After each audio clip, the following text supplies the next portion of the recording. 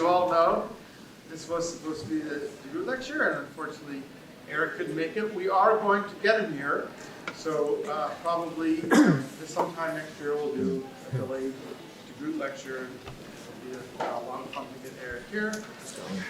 But we are really happy and agreed on very short notice to step in, and we thought since Eric was going to do a causal inference lecture that we'd keep the theme the same. So at least we do get to hear about some causal inference stuff. And the good news is, since Rebecca already shelled out for all the stuff afterwards, you know, we are still going to have the reception, including alcohol.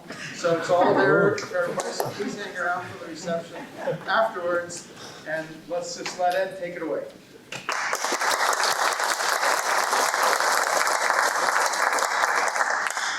Thanks for coming. Yeah, so I'm going to talk about some recent work on Minimax optimality, causal inference problems, and this is, so I'll talk about 4-ish papers, and all 4 are listed on there. Can you hear me okay? Is it too loud? Good. Okay. And then, yeah, one of the papers with Jamie, another is with Mateo, he graduated a few years ago, and then the last one is with Tiger Teng, who's a student here. Okay, so here's the kind of punchline for this work. So it's all about thinking about optimality, fundamental statistical limits, and causal inference problems. And one of the main things I want to convey is just that there are tons of open problems here. There's a lot of stuff that's unknown, so it's a fun area to work on. Part of this is just a pitch to get people interested in working on these problems. And so the main question is, what's the best possible performance we could get for estimating a causal effect? How can we make the most efficient use of the data under kind of weak non-parametric assumptions? Okay, so yeah, the goals here are, one, to just show that tons of open problems, even if you think about kind of the most basic, simplest causal inference problem you can imagine. And then I'll tell you about some progress that we've made in several different directions. So one is thinking about different kinds of causal effects, things that are not so simple. In particular, I'll talk about heterogeneous causal effects, so trying to understand how effects vary across different kinds of people. And then instead of thinking about kind of a different kind of causal effect, I'll think about a simple causal effect, but in a new model. So a model where we make kind of, weaker assumptions than what I'll tell you about first. And then I'll just tell you about a couple more recent papers where we think about things in kind of a setting that combines the two settings that I'll tell you about first, and then a new high-dimensional context.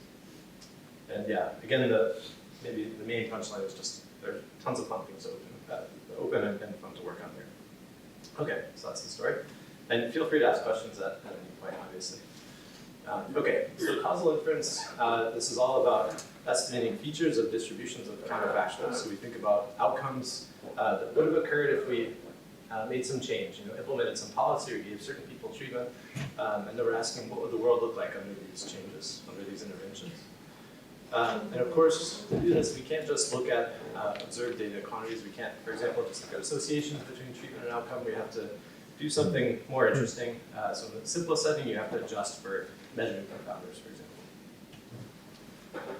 Okay, so you, in causal inference problems, if you are less familiar with them, you always need some assumptions that come outside the data that help you link these causal counterfactual quantities to things you can actually estimate from observed data. And this process is called identification. So just one example here, if you have what's called an instrumental variable, a very special variable that helps you learn something about causality when you have unmeasured confounding, you can show that the causal effect, some kind of average treatment effect can be written as like a ratio of averaged regression functions. It's just one example. There are lots of different kinds of assumptions you can make in causal inference to link causal effects to things you can actually estimate from data.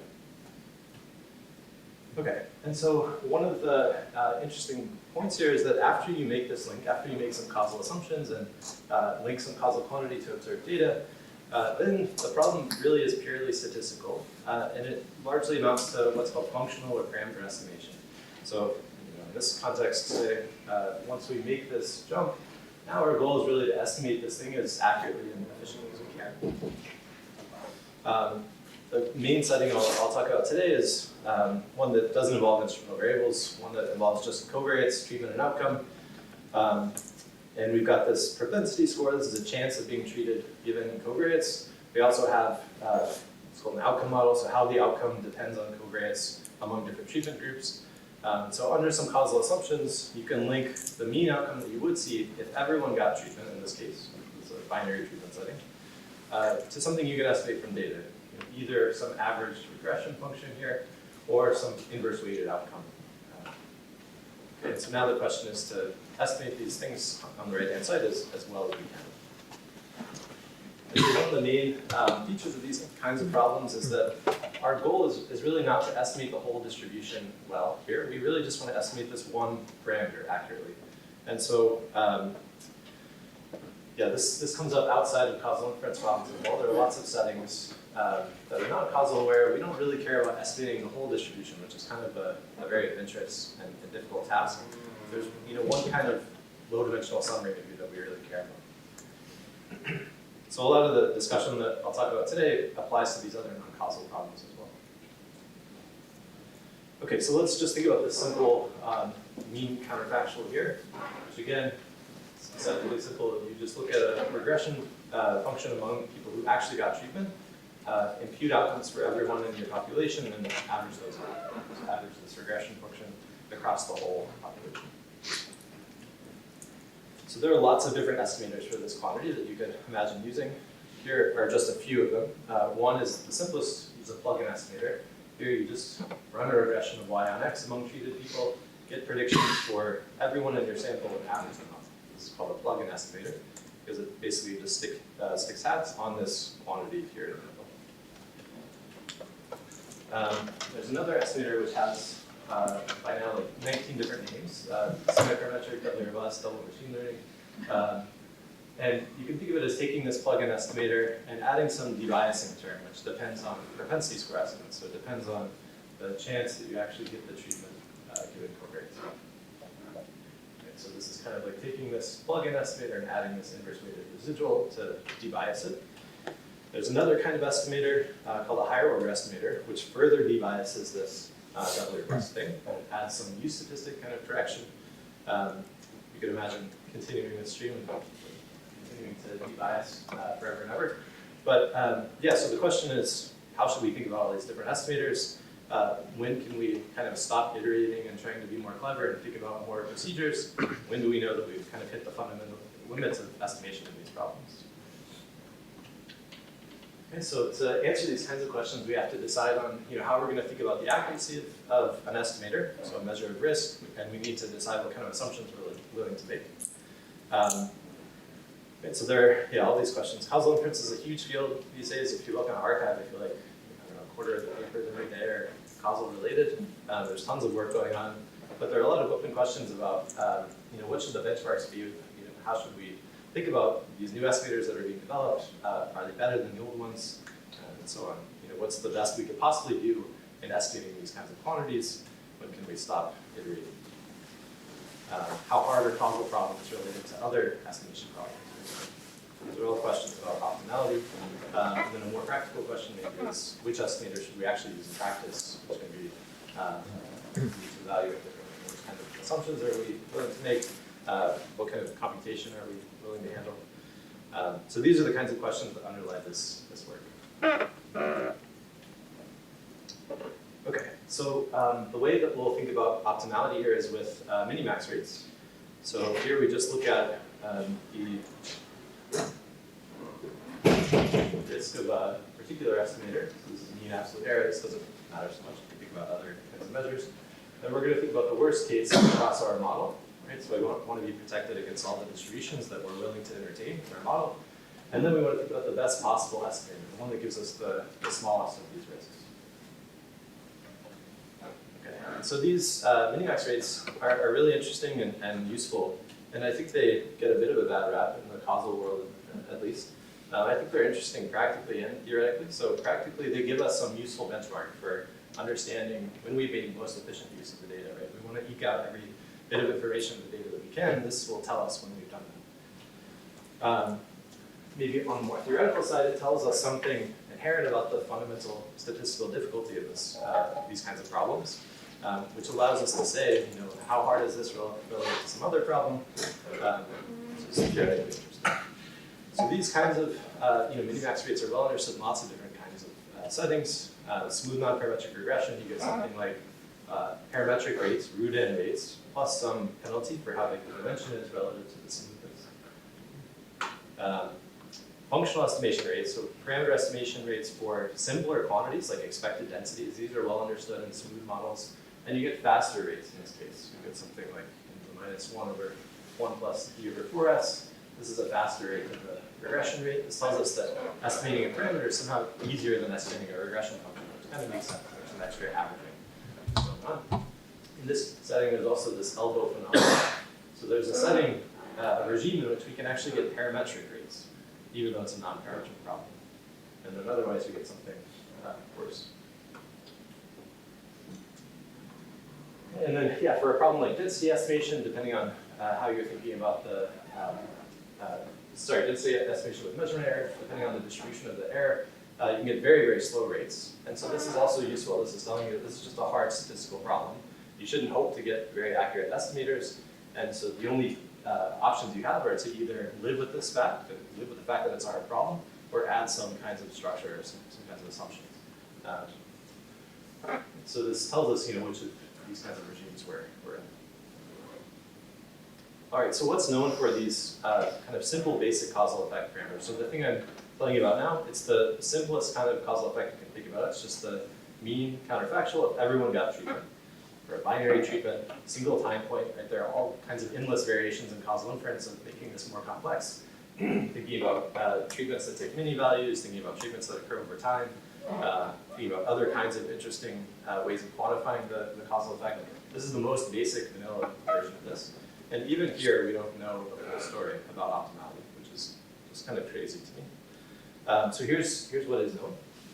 If you think about a smooth non-parametric regression model where the propensity score has some smoothness, the regression functions have some smoothness, so this is like bounded derivatives, alpha bounded derivatives, beta bounded derivatives. Then the minimax rate, a lower bound for the minimax rate is known. And it looks exactly like that functional estimation rate I showed you before. So there's some regime in which you can get parametric rates. So you get root-in rates, like you're estimating just a simple mean. And this regime happens if there's enough smoothness in these nuisances, in the propensity score and the regression function. But otherwise, you get some slower rate, which looks like the minimax rate I showed you before for simpler parameters. And interestingly here, everything hinges on the average smoothness. Average smoothness of the propensity score and the regression function. This is the quantity that drives how hard this problem is. And there are similar results for some other kinds of estimates. And you could show that this rate is achievable with those higher order estimators I showed you before that actually further de-bias the popular double machine learning style estimators. But they require modeling with the covariate distribution. And so this leads to one of the main open problems in the causal minimax optimality story. And it's just kind of wild to me that this happens even in this very simple problem. So we don't understand the role of the covariate distribution when it comes to estimating causal effects. If you can't estimate this distribution accurately, then this lower bound is not attainable anymore. So we don't know actually what the minimax rate is in this problem for generic covariate distributions or distributions that have some arbitrary smoothness. We only know what happens if you know the covariate distribution. So yeah, even in the simplest causal problem you could think of, we don't know the full story about optimality. And so, yeah, one of the main things I want to point out is just there are lots of ways you can move beyond this simple setup, right? Moving to more interesting treatments, more interesting effects, thinking about different models, say involving sparsity or other kinds of structural assumptions. And once you do this, we know basically nothing about optimality. So this is the setting where we know the most, and even here we don't know the full story.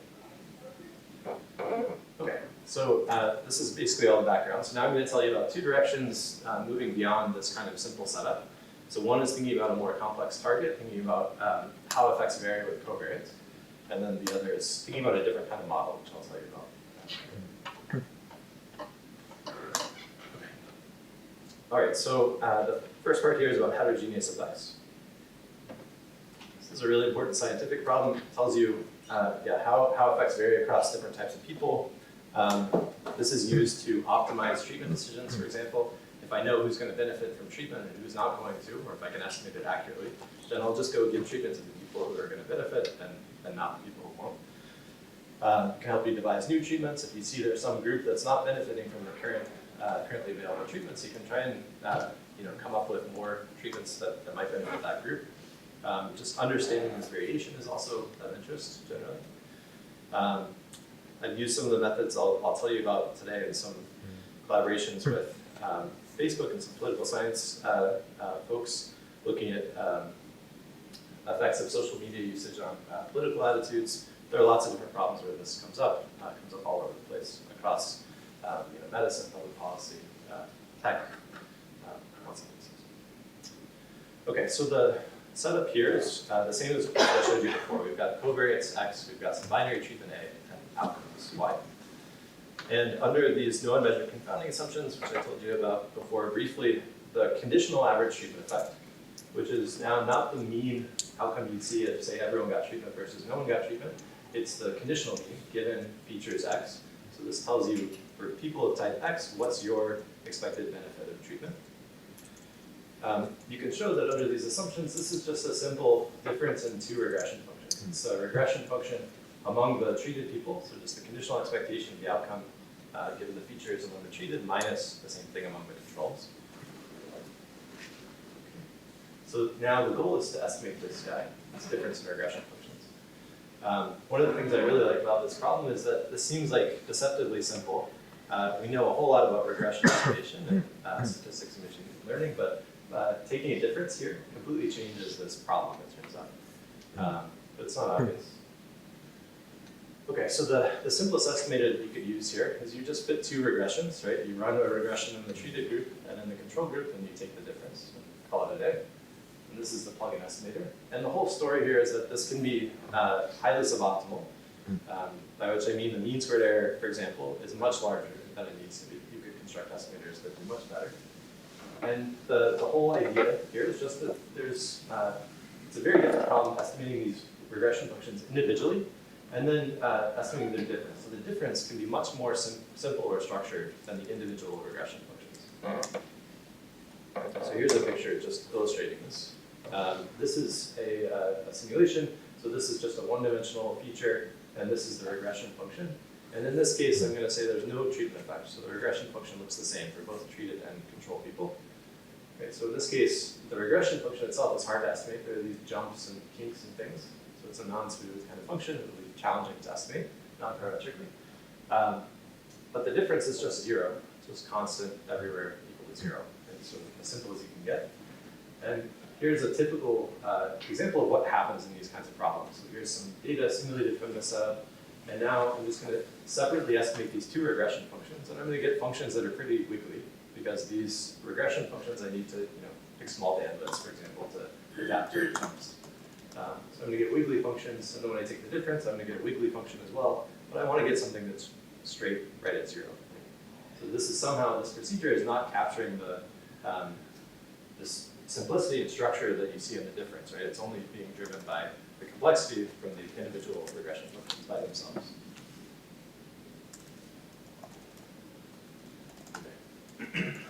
So yeah, there's tons of procedures out there for estimating conditional effects. You see new things coming out all the time. And there are really basic questions about which of these are better than others. The kinds of error guarantees that you see typically look like the following. So they say, for example, the root mean squared error of a particular estimator can be broken up into two parts. So one part is maybe what I'll call an oracle error. This is like the error that you'd get if you actually saw the two potential outcomes, then you could just regress them on covariates directly. Right? So if I saw your outcome under treatment and your outcome under control, in practice you'd never be able to. But if I did, I could take the difference and just throw those into a regression model, and this would be equivalent to just non-parametric regression. We'd be done. There would be nothing interesting at all. If you're not thinking about the causal version of the story, you could say, imagine you're getting samples from the difference of the two regressions. So that's some unavoidable error that we're never going to be able to do anything about. And then there's some price that we pay for the fact that we don't see these potential outcomes. We have to estimate something like them using the regression function, the propensity score. So there's some price that we pay for this, and this is what we call the nuisance error. So all the guarantees that you see in the literature roughly look something like this. Again, oracle error is some unavoidable error. We get this even if we saw the potential outcomes. And then the nuisance error is the price we pay for not having seen these things, having to estimate them, mimic them in some way. And so what happens is for a plug-in estimator, the nuisance error is going to basically just look like the error in estimating the regression function itself, which could be much worse than the oracle error. So for example, in the case where the regression function is just, or the k is equal to 0, right? The oracle error would be like parametric, 1 over root n. But the individual regressions might be very, very difficult to estimate, so this would be something much worse, much larger. Okay, so the whole game is to try to construct estimators that have this nuisance contribution as small as possible. So here are two particular doubly robust kind of estimators, and I'll just tell you what the guarantees are that they guarantee. So this is thinking about a model, a smoothness model, where we say the propensity score has alpha bounded derivatives, the regression functions have beta bounded derivatives, and then the K has its own number of bounded derivatives, so it can have its own smoothness, but it might be much smoother than the individual regression functions. Okay, so the kinds of guarantees you get here look like the following. So there's some oracle rate, and this is just the usual non-parametric regression rate for estimating a smooth function, in this case, gamma smooth function. And then this is this nuisance error piece, and here this looks like a usual kind of doubly robust product of errors. So product of errors in estimating the propensity score and the regression function. So this is one type of guarantee that you can get. Another, again, you get some oracle error. This is for a different estimator that uses some undersmoothing tricks. And by using this undersmoothing, you get some better nuisance contribution here, which is smaller than this product of errors. This is what these look like visually. So on the x-axis here is the smoothness of the nuisance functions. So this is the average smoothness of the propensity score and the regression function. On the y-axis is just the error in estimating the K, this conditional average. So this is the oracle rate. Here I just picked a particular smoothness and dimension. This is the rate you get if you actually saw the potential outcomes and you could regress them on covariates. So in this case, it doesn't depend at all on the nuisance smoothness because I'm pretending like I get to see the potential outcomes. And this is going to be the best possible rate we could ever hope to get. Here's what you get with the plug-in estimator. So the plug-in estimator is just going to be hit by the regression error. And so the only way that this thing could ever reach the oracle rate is just that there's no extra smoothness at all in the K. So this means the problem is as hard as estimating individual regressions, and there's nothing interesting happening. This is what you get with this first estimator I showed you. It uses some doubly robust pseudo outcome and regresses that on covariates. And here you get the oracle rate under some non-trivial condition on the smoothness of the nuisances. And then if you do this special undersmoothing trick, you can improve this and get a faster rate. In particular, you can get the oracle rate under weaker conditions of the smoothness. And now the question is, how much can we keep driving this forward? At what point can we stop iterating, trying to come up with new methods? What's the best we can possibly do in this setting?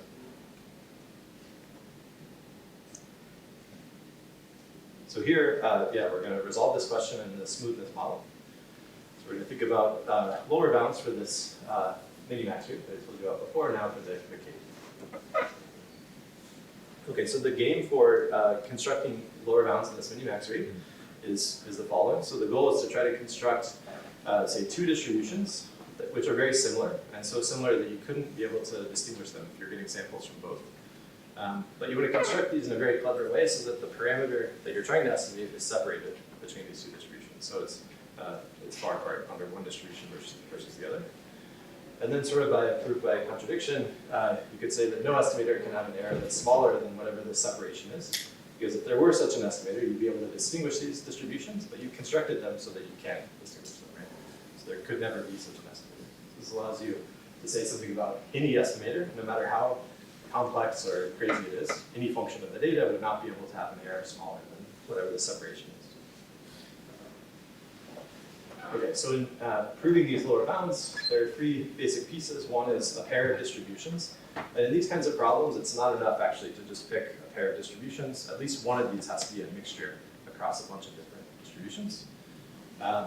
And then you have to be able to control the separation of the parameters. You have to say it's far apart under these two distributions. And particularly, you have to construct these so that the separation is as large as possible. But you want to make sure the distributions are very close, so close that you wouldn't be able to distinguish them if you're getting samples from them. Okay, so in this case, for the conditional average treatment effect, we're thinking about this smooth model. So the propensity score has got alpha bounded derivatives, regression functions have beta bounded derivatives, and then the conditional treatment effect has its own number of bounded derivatives. Okay, and in this case, there's something kind of interesting which happens, which is that you can parameterize either the regression function under control or just marginally, and you actually get different minimax rates in these two settings. It's kind of weird, and I think a reflection of the fact that these kinds of minimax optimality results for causal problems are very somehow fragile, that you can change one little thing and suddenly the rates change, you have to use different constructions to prove lower bounds and so on. Which is maybe part of the reason why there's not tons of work in this area. Lots of open problems. Okay, so how do you actually prove this lower bound for the K? The idea at a high level is kind of simple. You combine the lower bound constructions for non-parametric regression and for functional estimation. I'll show you a picture. So for the lower bound construction for non-parametric regression, so estimating like an S-smooth function at a point, you just do something very simple where you stick a bump on a function for one distribution, and then for the other distribution, which you want to be close as possible, but separated in terms of the regression function, you just make the regression function constant. So we're going to do that for the Kate, and then we're going to do something like the functional estimation construction to get lower bounds for estimating parameters locally, so in the place where we stick this bump. And here we're going to have to perturb the nuisances. So this is one distribution here. Here is the Kate in this black line. So here it's just constant and set to 0. And now we're going to just locally look around this point x0 where we're trying to estimate the conditional effect. And we're going to bin things. We're going to create a bunch of bins. And then we're going to perturb the propensity score and the regression function. We're going to stick little bumps on the regression function and propensity score, which are going up and down. So really we're putting a prior over all the functions that have bumps going up or down. Yeah, so these blue and red lines are the regression function, the propensity score in this construction. Again, I'm going to come up with a distribution that is now similar to this. Right? I wouldn't be able to distinguish between the two, but for which the Kate is as separated as it can be. And so this is one mixture distribution. For the second mixture distribution, I'm going to do something very similar. I'm just going to stick a bump on the Kate right here. So if you only look at the Kate part, this is like the non-parametric regression construction that you use to get lower bounds. And then if you only look at these parts and kind of expand them across the support, this would be like the functional estimation construction. So we're mixing these two. So yeah, this other distribution, we're going to stick a bump here and then again perturb the propensity score and regression function. Okay, and so now you have to argue something about the distance between these distributions and the separation in the Kate under these two different constructions. But if you do this, you get the following minimax rate, which tells us that no estimator for the Kate could do better than this here. So there are a couple interesting things about this rate. So one is that it has an elbow phenomenon, which means in some regime, you get the oracle rate, which is just the non-parametric regression rate, as if you were seeing the y1 minus y0 potential outputs. And that depends on having enough smoothness in the nuisances, as well as the smoothness of the Kate. And otherwise, if you're not in this oracle regime, the best you can do is this rate. It's a little bit weird. But the interesting thing about it is that it mixes non-parametric regression rates with functional estimation rates. So let me tell you a little bit more about that. Right, so the smooth non-parametric regression rate, so the rate for estimating a regression function that's, say, gamma smooth, scales with d over 2 gamma, dimension scale by twice the smoothness. Functional estimation rates, on the other hand, scale with d over 4s, so they're faster, and it's better dependence on smoothness. And so this rate for the Kate, for these heterogeneous effects, depends on the sum of these two things. So it's telling you that it's a mix of these two kinds of objects. So this is another kind of interesting feature about the conditional treatment effect. So in some regimes, it behaves like a parameter, something like a mean, basically, or expected density. Essentially, if the Kate is very, very smooth. It behaves like an object that you could estimate at close to rooted rates. At the other regime, where you don't have very much smoothness, this is like a non-parametric regression problem.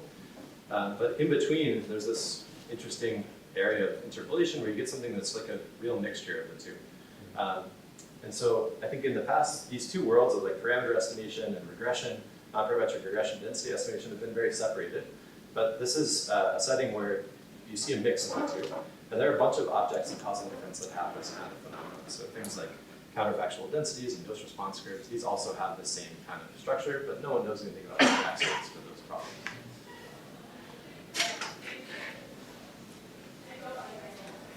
Okay.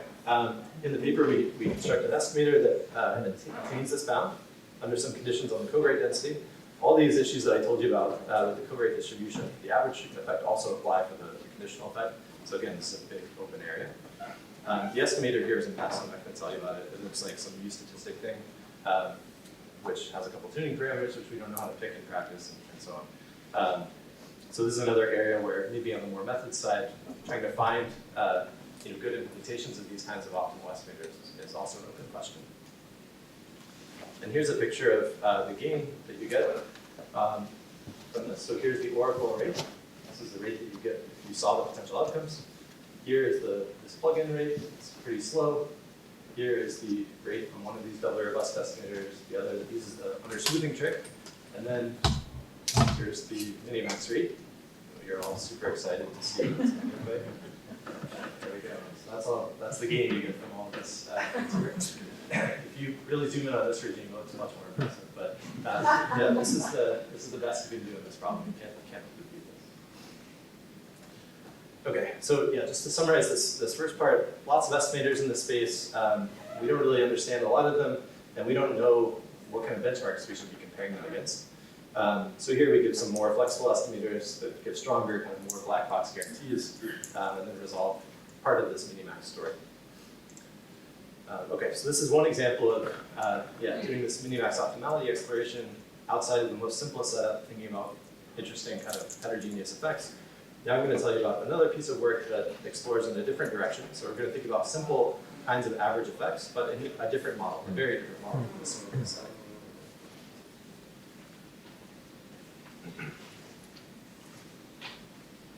Okay, so now I'm going to talk about this expected conditional covariance parameter. You can think of it like the average treatment effect, roughly. It's some average measure of conditional association between treatment and outcome. And you could show that it comes up in lots of different causal inference settings. It equals a weighted average treatment effect. Comes up in conditional independence testing as well. And then in various settings, this actually equals some particular causal estimate that's of interest. But we'll just take this as given here. Some adjusted measure of association between treatment and outcome. Okay, and just like before, for this kind of estimate, there are lots of different estimators. We could do a plug-in estimator where you just stick hats on this expression. We could do a doubly robust style estimator where we further debias this plug-in. We could do a higher order kind of estimator where we, again, debias the doubly robust guy with some U statistic terms. And again, there's this question of which of these is best, when should we stop iterating, how do we think about how to rank these kinds of estimators and methods. Right, so before we talked about doing this in the smoothness class, I told you about this previous work, and then how we did this in the heterogeneous effects case. And this is the kind of plot you see, right? So plug-in estimator, doubly robust style estimator, and the higher order kind of thing, which is optimal here in the smoothness setting. Right, so part of this is known. Again, there are questions about the role of the covariate distribution and so on. But there's something kind of missing from this story. So regardless of what you believe about the smoothness, this doubly robust estimator has this nice guarantee. So the error looks like 1 over root n plus some product of errors in the propensity score and regression function estimation. And this holds without any assumptions or structural at all, right? So this is true for any pi hat and mu hat that you give me. It's a very black box guarantee. It doesn't have anything to do with smoothness or anything else. And so you can make these errors fall under lots of different kinds of conditions, sparsity or boundary variation or lots of other things. And so I think because of this, you see a kind of black box approach that people use in practice when they use these estimators. they kind of throw the kitchen sink at estimating these functions, use as complex methods as they can handle, and then stick them into the doubly robust estimator and hope that they're accurate enough, basically. I think this is by far the most common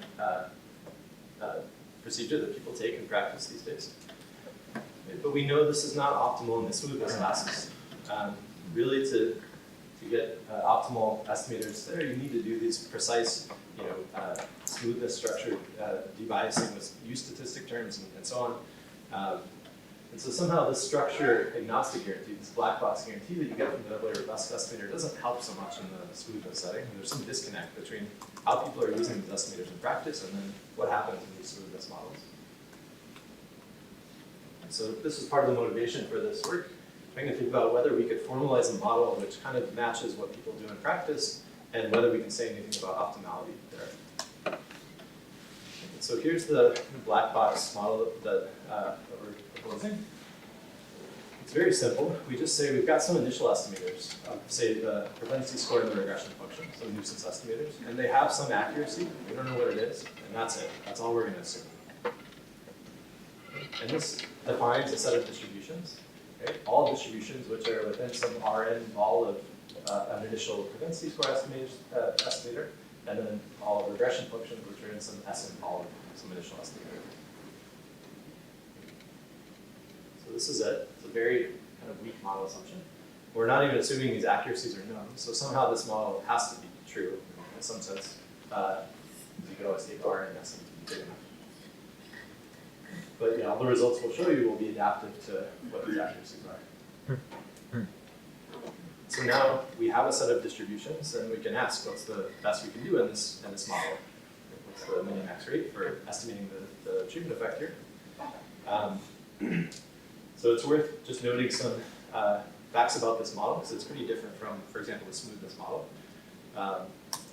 So one distinction is that we're imposing structure implicitly through whatever this accuracy is in the pilot estimators that we use, right? So we're imagining we've got these two black box estimators, which we built from, say, some training data, and now we're just saying these have some unknown accuracy to us.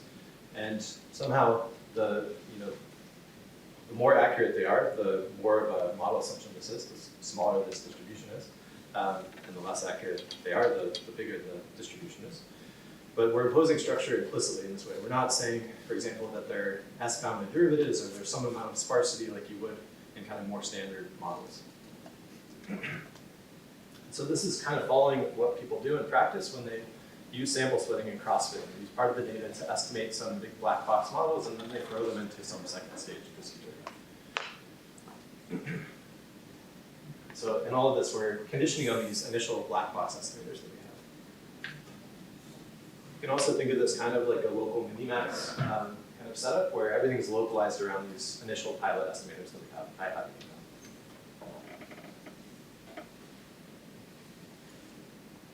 Okay, so now we have a model, and we can ask what the minimax rate is. And again, the model is just all distributions, all propensity scores, which are in some ball around the initial estimator, all regression functions, which are in some ball around the initial estimator.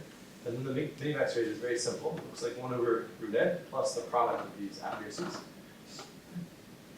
And so already, what you can see from this result is that the doubly robust estimator is optimal here. This is exactly the rate we get from the doubly robust estimator. And so you can't improve this in any meaningful way in this kind of model.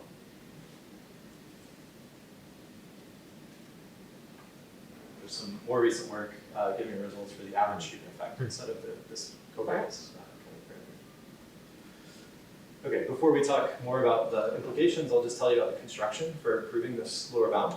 And here, somehow, we have a lot more leeway than we have in the Kate kind of setup because there's no smoothness that we need to worry about enforcing.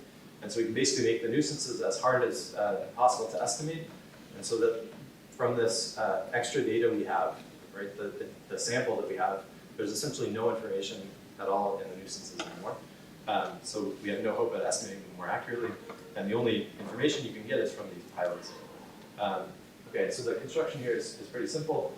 For one of these distributions, we just set both the propensity score and the regression function to these pilot estimators. And then in the alternative, right, we want to find another distribution which is close in some metric, but for which the parameter is as far apart as it can be. And so here we just add some bumps like we did before to the these nuisance estimates. And the only thing you need to worry about is ensuring that these bumps don't make it so that the true propensity score doesn't go outside of these L2 balls. So this is a picture. Here's a propensity score and a regression function. Under the null, we just take these equal to the estimator. So this is like I hat and U hat. And now under the alternative, we create some bins and we stick bumps on these guys so that they're hard to. And so yeah, we have to control these the size of these bumps so that these are valid estimators, and then we want to pick the binning and so on so that we can guarantee that the distributions remain close enough so they can't be distinguished.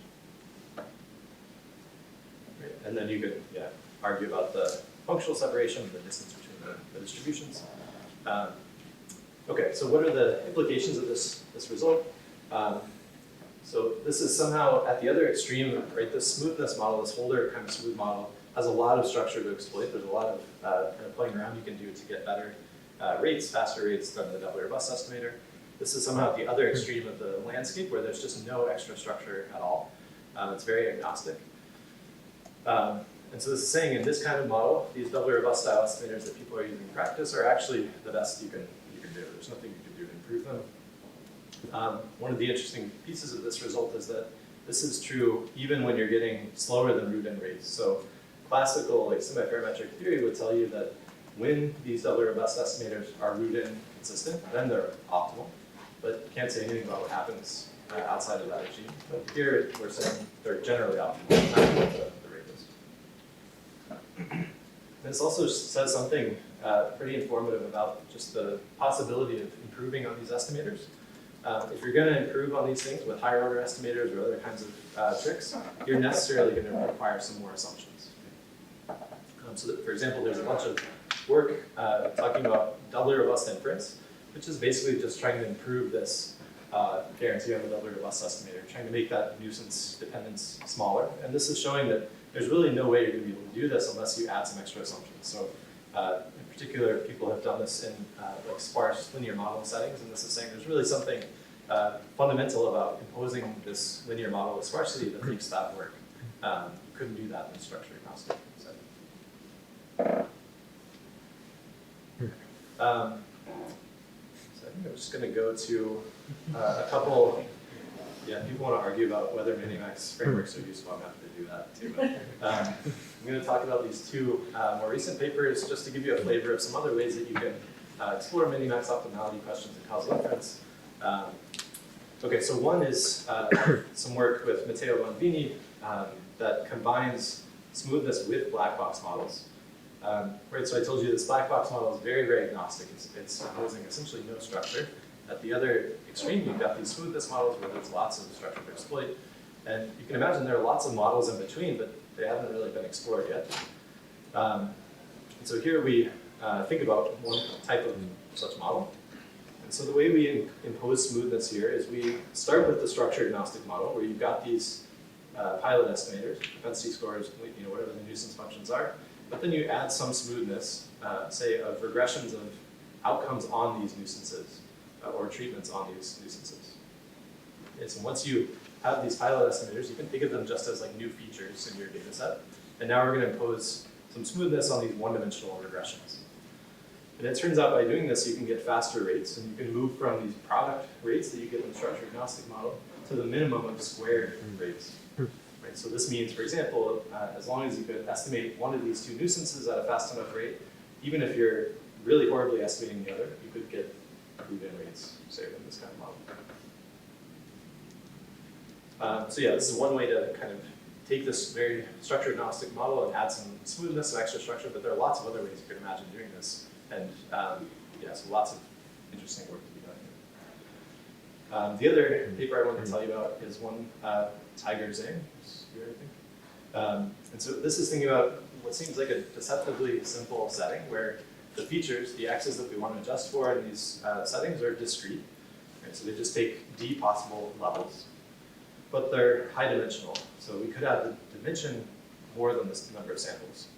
And so here, it's somehow a harder problem in some ways. There's no smoothness to exploit in this setting.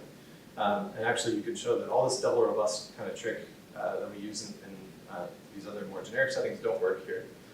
And so what we show is the Minimax rate for estimating the average treatment effect in the setting looks like D over N. So this means in the high dimensional case, if you don't have any sparsity or any other structure, it's hopeless. You can't do causal inference. And then we think about what happens if you add some extra structure. And so we think about assuming constant or near constant conditional treatment effects. And the other kind of structure we think about is when you know something about the covariate distribution. And in both of these cases, you can get faster rates. You can get rates that look like root D over N.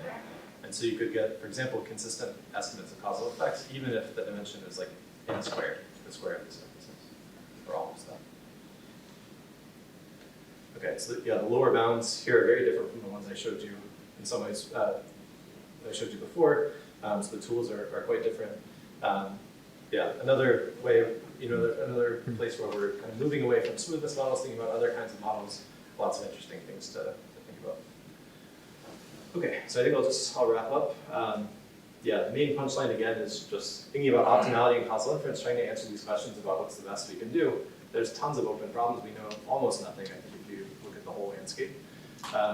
This is true even for very, very basic problems. So yeah, I told you about heterogeneous effects, this new structure agnostic model, and then some interesting work exploring in other directions. But yeah, lots of other problems to think about. I think there are things to do here in terms of theory, methods, and application. It's not just one or the other. Yeah, so I'll stop there. Thanks a lot for coming.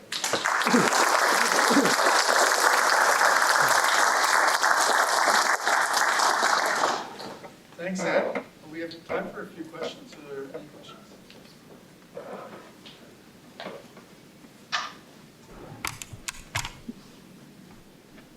I'm going to ask a couple. Did I see Andy? So back to the very beginning, so if you only have two statistic level, one on the propensity score and one on the regression function, so is it true that you said when the covariate density is unknown, then the minimax rate is still unknown? Yeah, that's true.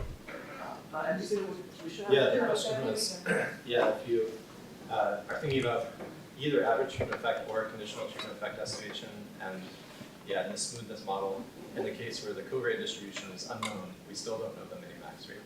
Is that the question? Yeah, just want to clarify, so at least you should have some kind of lower bound by setting the gamma to be infinity in the heterogeneous case. Is that just too weak?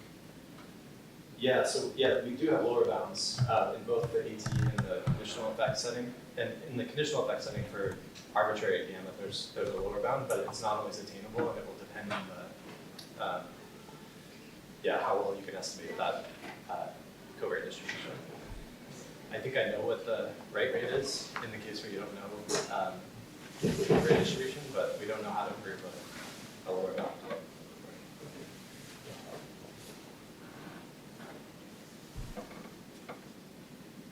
Okay, well, I have a question. Well, that actually was raised a lot of questions. In this last thing you originally wrote with Mateo, where you're regressing y on pi hat. Well, first of all, I assume you can also get inference in that case too, or is it just rates? Yeah, you can get inference in the root-in setting. We haven't thought about it outside of the root-in setting. But at least if the Rn squared is small enough, then you can, and there's no complications to doing just regression of y on pi hat? Not from the inference side. Although there is some knife edge place where you're right at root n and then it becomes challenging. But if the nuisance rate is faster than the recording, then it's straightforward. Yeah. It kind of reminds me too of that stuff some of us we looked at about when one over the density score is thick tails, and they also did some sort of regression of y onto the propensity score on that case. Do you think there's any connection there? Or? Yeah, I forgot about that. Maybe. I'm not sure. Is that another case, by the way, where one needs to still work out the Minimax rates? Yeah. I think that's true in almost every setting of Causal. Yeah. It's amazing how many still. Okay, last up. Yeah. Okay. Good. I've been really interested in sort of low cost sort of efficiency now, and sort of higher kind of characterization of low bound. I was thinking, so is there any connection to like structural geometry model and taking that as sort of like a limit that as the angle to infinity, just sort of somehow focusing on the statistical model concentrate at the truth. So can you is there any hope to extend that to a problem where we don't know efficiency now? Yeah, that's a good question. I'm not sure. It seems worth thinking about. I guess, so yeah, you could localize, you could think about local lower bounds in these models. Is that what you're? Yeah. Yeah. Like what happens to the limit? That's, if I just take the rate and then take that into infinity, what happens? I think it's Is worth. there any hope to develop some analogous algorithm? I think so. I mean, somehow in the Rudin case, I think you're just going to get back the usual local Yeah, result. I guess I'm interested. But in the non-Rudin case, yeah, I'm not sure. It seems like it might hopelessly depend on those, whatever the accuracies are, but it's not clear. It's not obvious. Okay, now, we're not quite done yet, though, however. Not off the hook there. Rebecca has something to say. Don't hold your breath, it's not that exciting. But we, our staff made Edward this very lovely certificate in appreciation for the 2025 Carnival Department Seminar. So now we have an official Carnival Department Seminar that says proudly presented to Edward Kennedy for his department seminar, Minimax, Optimality, and Causal.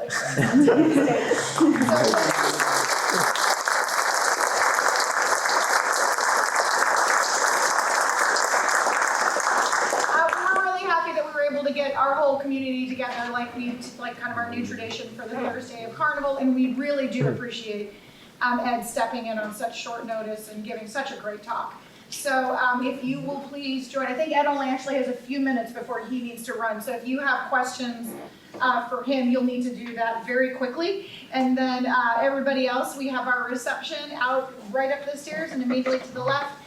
Food drinks, please join us in celebrating the Department of Physics and Data Science.